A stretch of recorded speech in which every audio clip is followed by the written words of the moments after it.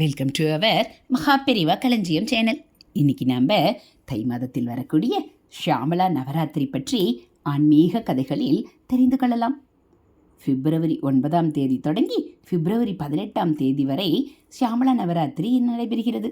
4 நவராத்திரிகள் சாக்த மார்க்கத்தை பின்பற்றுபவர்களால் கொண்டாடப்படுகிறது.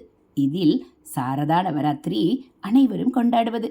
மற்ற நவராத்திரிகளின் பெயர்களை விட தேவி ஷியாமலையின் பெயராலேயே அமைந்ததுதான் ஷியாமலா நவராத்திரி. இவளே மாதங்கி என்ற அன்னையும் ஆவாள். மாதங்கி தேவியின் அவதாரமானது ஒரு பிரளய காலத்தில் யானை வடிவில் பிரம்மதேவன் சிவபெருமானை நோக்கி தவம் செய்து கொண்டிருந்தான். அப்போது பிரம்மதேவனின் மனதிலிருந்து ஒரு மகன் தோன்றினார். அவரே மதங்கர். மதங்கம் என்றால் யானை. பிரம்மா தவம் செய் என்று மதங்கரிடம் கூற அது பிரளய காலமாதலால் எங்கும் வெள்ளம் சூழ்ந்திருந்தது. அப்போது அங்கு வந்த நாரதர், பிரளய காலத்திலும் அழியாத சிறப்புமிக்க இடம் திருவெண்காடு, நீ அங்கு சென்று தவம் செய் என்று மதங்கரிடம் கூறினார்.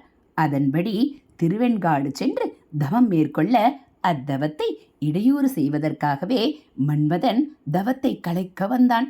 சிவபெருமானின் நெற்றிக்கண் சுடரால் நீ எரிந்து சாம்பலாவாய் என மதங்கர் அவனுக்கு சாபமிட, அடுத்து மகாவிஷ்ணு மோகினி வடிவில் வர நீ இதே வடிவில் இங்கேயே இருப்பீர் என அவருக்கும் கூறினார் மதங்கர்.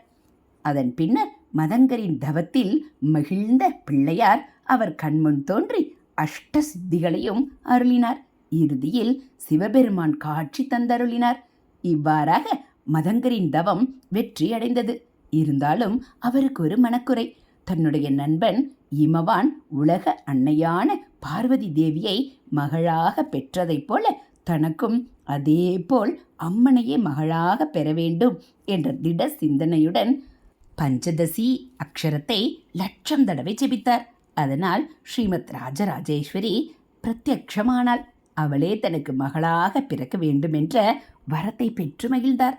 அதன் பயனாக மதங்கர் சித்திமதி தம்பதியருக்கு ஒரு அதிகாலை வேளை மதங்க தீர்த்தத்தில் மூழ்கித்த நீலோபத்பல மலரில் ஆடி திங்கள் வெள்ளிக்கிழமையன்று ஷியாமலையாக மதங்கரின் மகளாக மாதங்கியாக தேவி தோன்றினாள்.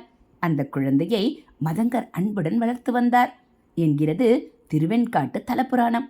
மாதங்கியுடன் பல தேவ கன்னிகைகள் மதங்க கன்னிகைகளாக உதித்தனர். இந்த மதங்க ஆசிரமம் திருவெண்காட்டிலிருந்து 3 கிலோமீட்டர் தொலைவில் உள்ளது. இது போன்ற ஆன்மீக தகவல்களை நீங்கள் தெரிஞ்சுக்கணும் அப்படின்னா மறக்காமல் நம்ம சேனலை சப்ஸ்கிரைப் பண்ணுங்கள். கூடவே பெல்லைக்கானை கிளிக் பண்ணி ஆளுங்கிற பட்டனையும் அழுத்திடுங்க. நம்ம சேனலில் வரக்கூடிய ஆன்மீக கதைகள் எல்லாம் உங்களுக்கு பிடிச்சிருந்தா ஒரு லைக்கும் கமெண்ட்டும் கொடுங்க. தேங்க்யூ.